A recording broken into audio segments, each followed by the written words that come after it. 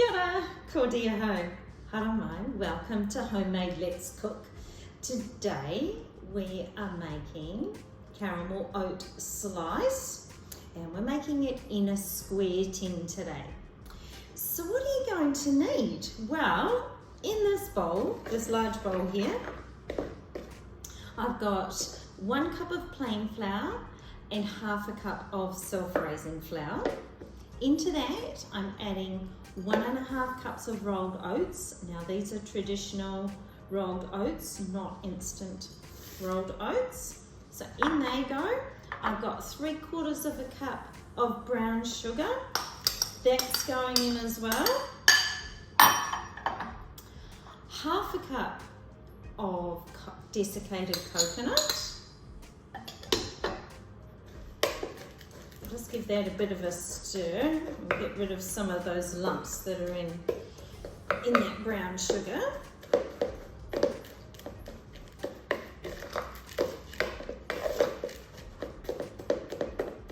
Of course, we've got the oven on, heating up. That's on moderate. And we'll also be making some caramel filling for this as well. And we've talked before about how a different caramel filling can be made. Right, so into that we've got an egg. I've just given that a bit of a whisk before I've popped that in. Give that just a slight stir, but not too much. And then into that we've got 150 grams of melted butter.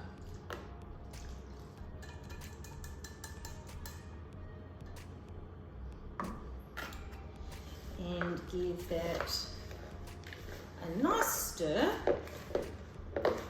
And this mixture here is going to be both our base and our topping, which is very cool. Which of course is the same thing that you do with the 10 square recipe that we've done before. And if you haven't checked that out yet, please make sure that you do.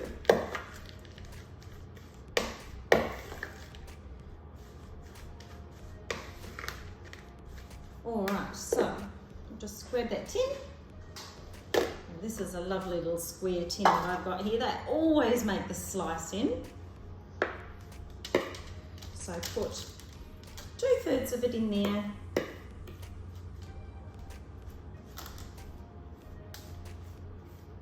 Sometimes a little bit hard to estimate that. You could weigh it, of course, if you wanted to. And just, of course, lightly press it down. Now, with this particular recipe, you actually don't need to cook the base first. We're going to make the caramel. We're going to pop that on top, and then it all goes into the oven in one go. Now, it doesn't take much to smooth that out because it's quite a nice moist base, moist mixture. And of course, with something like this, which has caramel in it, make sure you line it with some baking paper. Otherwise, very hard to get out of the tin. So that's just like that. Whoops! And that's just slid down, of course, as I've gone to hold it up. So that's just like that. And now we're going to make the caramel. So we need our pan back. So we've got 100 grams of butter. We've got half a tin of sweetened condensed milk. And into that, 2 squirts, or 2 tablespoons it is, of golden syrup.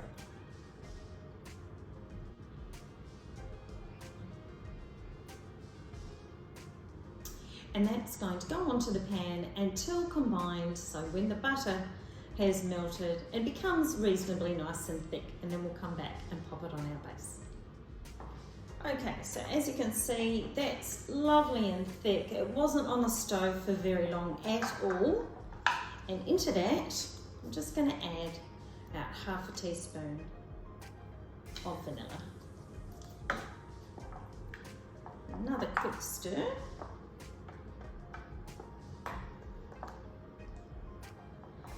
And then it's ready. Don't need to cool it down or anything. Ready to go over our base. It's really important, I find, to use good quality sweetened condensed milk. And then you don't run into any trouble with it being runny. You would think they'd all be made the same, but sometimes not necessarily. So Nestle or Highlander, they all work well. And the other thing is to use butter rather than any butter substitute like margarine. It does help with the thickening process. All right, so remember from our tan square recipe, and we crumbled the top. We do exactly the same with this one.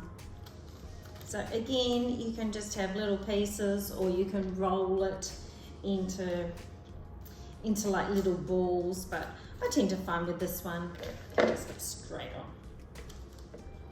Of course, you'll be cutting it into pieces anyway, so it doesn't have to be perfect on the top.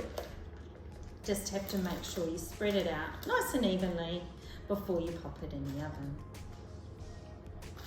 Now, of course, we do have a little bit of self-raising flour in this, so we've got a little bit of raising agent. So you can expect the slice and the topping to be a little bit higher. And that is ready for the oven. We'll see it after it comes out. You want it to be nice and brown on top, but not too much. So just a light golden brown.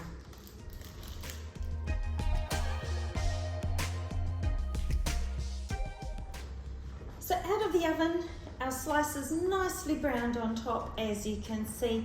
I'm going to let it cool in here just for a few minutes, maybe 5 to 10 minutes. Then I'm going to lift it out and I'm going to place it on a wire rack. I'm going to peel off the baking paper from underneath it, and then let it cool even further in the fridge. And then we're going to cut it up and show it to you. So refrigerated until cold, our caramel oat slice is now out of the fridge and ready to cut. I like to cut it in triangles. And the way I do that is to cut it in thirds.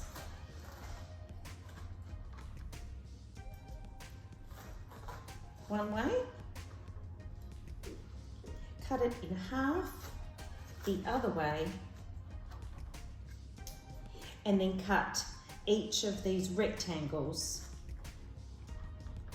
into a triangle, so they come out like that. Then they store back in the fridge and ready to enjoy. Thanks for joining me today. I hope you've enjoyed making caramel oat slice. Please join me again. Ka kite.